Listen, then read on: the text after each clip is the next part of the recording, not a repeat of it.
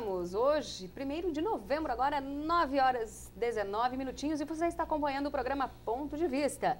E hoje, nosso assunto bem interessante aí, esclarecimentos e lacunas da nova lei do aviso prévio. Eu estou recebendo a advogada Yolanda Robert e também o advogado André Dyer. No último bloco a gente falou um pouquinho, você ouviu a opinião dos nossos convidados sobre essas lacunas que ficaram na lei e a rápida aprovação do texto, por mais que ele esteja tenha tramitado por 23 anos no Congresso Nacional. Mas e o Supremo Tribunal Federal, no momento de julgar um processo como este? Doutor André, essas lacunas, essas falhas que ficaram na lei podem interferir e muito, né? Sem dúvida alguma. Por que é importante salientar isso? Porque por mais que a lei foi aprovada no Congresso Nacional, isso foi um chamariz para o Supremo Tribunal Federal pensar assim, opa, peraí, tem a lei aprovada agora? Vamos então julgar parecido com o que a lei está determinando. Só que os ministros do Supremo têm a liberdade de julgar de outro modo isso, né? E formaram que nós corremos o risco de uma jurisprudência, que é os julgados dos tribunais que dão referência para novos julgamentos, de nós termos novos avisos prévios por aí. Certo? E quais seriam esses novos avisos prévios? De repente, o Supremo Tribunal Federal vai lá e sentencia que o aviso prévio desses empregados da Vale do Rio Doce é de 6 meses. E aí, depois, os próximos juízes vão julgar de que forma? Vão julgar a partir do que a lei está falando, de 1 ano de serviço, né, tendo 30 dias e 3 dias a cada ano trabalhado? Ou vão pensar, não, vamos ver o que o Supremo falou sobre os 6 meses e vamos julgar igual o Supremo pelos 6 meses. O que vai gerar isso? Uma mega insegurança jurídica, que vai fazer com que as empresas acabam não sabendo o melhor modo de agir. Agir preventivamente, como a Yolanda bem colocou, é a melhor maneira da empresa sanar, com juristas especializados no assunto para resolver. Contudo, isso mesmo dessa forma, se o Supremo julgar muito diferente do que a lei colocou, nós estaremos diante de uma situação extremamente delicada e muito perigosa para a continuidade da atividade econômica, que é, afinal de contas, quem geram os empregos do Brasil. Que são os nossos empresários.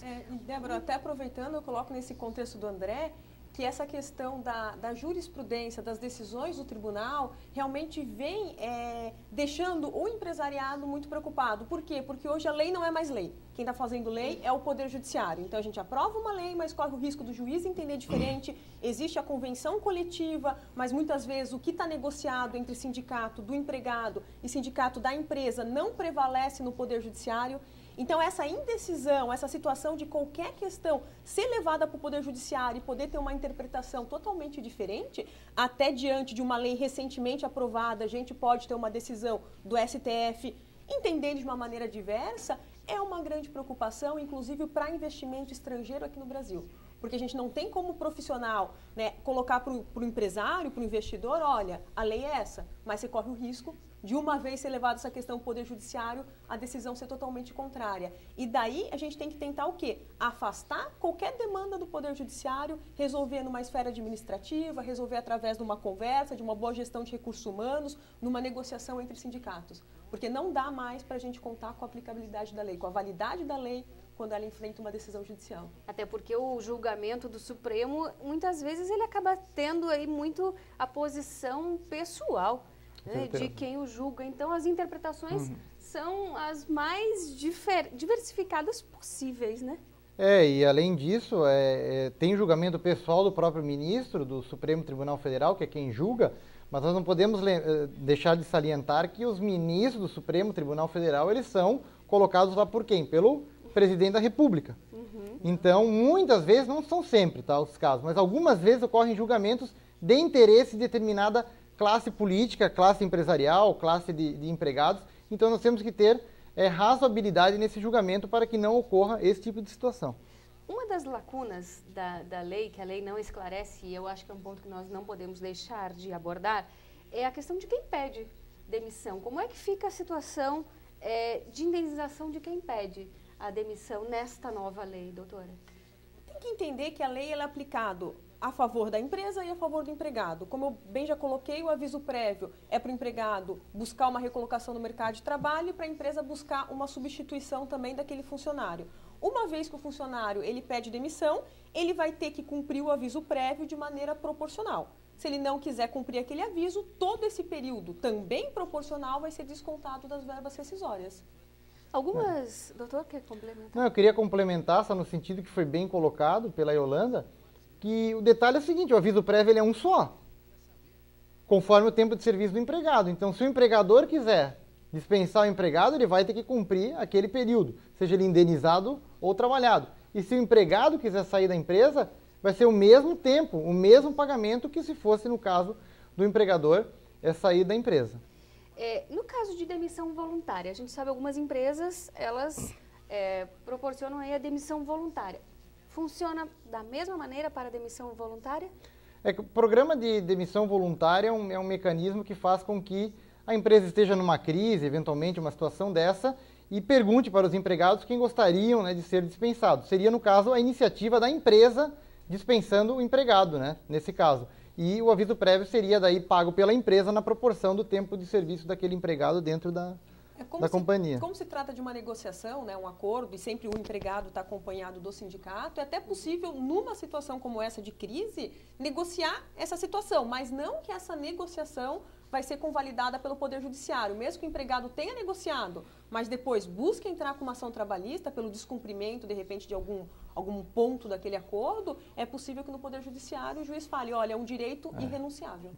Pelo pouco que eu acompanhei através da imprensa, a questão dos sindicatos, ela acaba pegando, porque segundo os sindicatos, isso é um bem-estar maior para o trabalhador, essa nova lei. Vocês concordam com a posição dos sindicatos? Porque aí acaba entrando empresa, sindicato e trabalhador num possível acordo, como a doutora Yolanda bem colocou, né? O sindicato ele acaba interferindo muito numa negociação, doutor? O sindicato ele tem que deixar bem claro, o sindicato dos empregados, a situação real para o empregado. Pode ser que a situação do aviso prévio seja bom para o empregado, mas desde que a questão, a empresa tenha dispensado o empregado. Se o empregado estiver pensando em sair da empresa e achar que ele vai cumprir só 30 dias, se o tempo dele de casa for maior, ele está redondamente enganado. Então ele tem que prever bem se ele vai querer mesmo sair da empresa naquela situação que ele está se encontrando. Porque caso contrário, é melhor ele ficar lá. Não vai existir, assim, aviso prévio dado pela empresa, então de 90 dias, se for o caso. E se o empregado quiser sair, o aviso prévio vai ser de 30. Isso não vai existir. Então, os sindicatos que estão fazendo publicidade em cima do assunto têm que sentar com os seus enquadrados, com os seus associados e delimitar e contar a situação real da lei. E não iludir que ele vai ter um direito a mais, de repente, no momento que ele peça demissão, isso não ocorra. Eu vejo que a negociação coletiva como um todo, a negociação sindical, ela é uma ferramenta super importante, é uma forma que a empresa, que o empregado tem para negociar algumas questões e adaptar essas questões à realidade daquela categoria profissional. Mas ainda é um instrumento que não está sendo muito bem usado.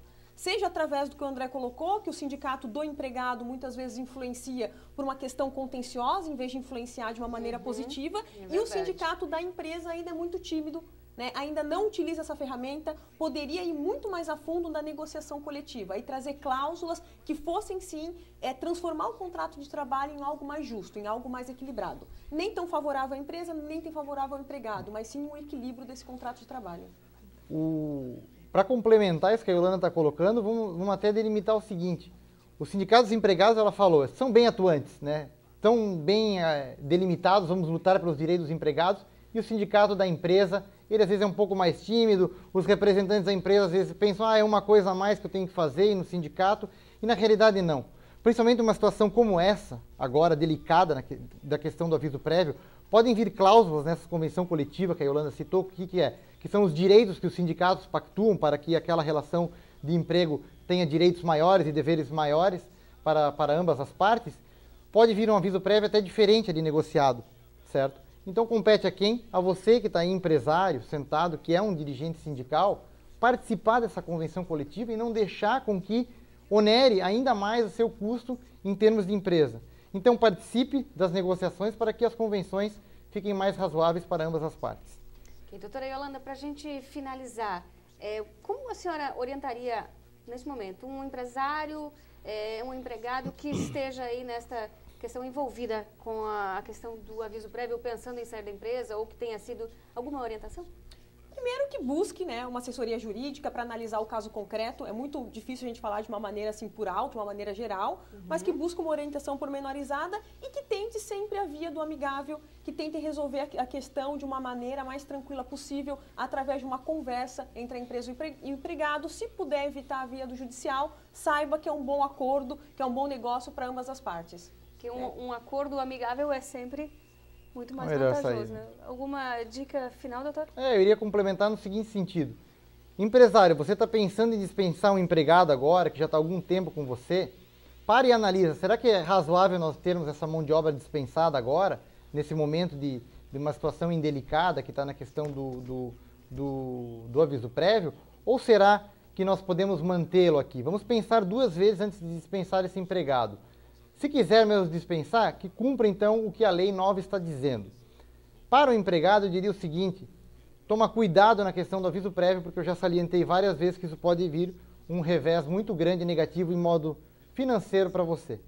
Por isso que essa lei ela tem que ser mais bem explicada à população, para que não gere dúvidas e não cause ilusão, principalmente nas mentes dos nossos trabalhadores, dos nossos obreiros, que são também quem acaba sofrendo as consequências dessa situação. Ficou então a dica dos nossos convidados especialistas da área jurídica e a gente, bem como a gente falou, o texto, por mais que tenha tramitado durante 23 anos no Congresso, foi aprovado de maneira muito rápida, sem uma revisão dos nossos deputados, até para que o mesmo não precisasse voltar para o Senado e ter uma nova votação e quem sabe ficar aí por mais 20 anos parado no Congresso Nacional. Nosso ponto de vista desta terça-feira fica por aqui. Eu agradeço a presença dos meus convidados, a advogada Yolanda Robert. Yolanda, muito obrigada. Obrigada a você, Débora. Obrigada pela sua presença. Também o advogado André Dyer. André, muito obrigado pela sua presença. Eu que agradeço, boa noite. Obrigada, uma boa noite. E rapidinho, os meus agradecimentos. Agradeço a Plano B Assessoria em Comunicação, Web e Eventos, que fica ali na rua Uruçanga 800, Bloco A, Sala 5, no Bucarém. E o telefone é o 92464815. Agradeço também a Laxmi Fashion, com atendimento exclusivo e personalizado. A Laxmi fica ali na rua São Paulo 894. O telefone para você passar lá, dar uma passadinha, é o 34550251. E também agradeço a Marcela Daiane, Professional Hair e Aesthetic, especialmente a Karina, que faz o meu cabelo e minha maquiagem toda terça-feira. E agora, olha, também com calçados e acessórios lindos. E a Marcela Daiane fica ali na rua Vice-Prefeito Luiz Carlos Garcia, 425. Então, agende seu horário pelo telefone 3028-9362. Olha, e nessa semana, aquela dica cultural para você. 4 e 5 de novembro, sexta e sábado, no Teatro Juarez Machado, às 8h30 da noite, a comédia O Amante do Meu Marido, uma produção de Diane Halber. Ingressos à venda no Ticket Center. Eu agradeço a sua companhia, a sua audiência. Muito obrigada. Olha, um ótimo feriado para você, aproveite e curta o seu feriado. Nós temos um encontro marcado, você já sabe, na próxima terça-feira, às 9 horas da noite, aqui na TVBE, Canal 11 Joinville. Eu espero você, uma ótima semana, até lá!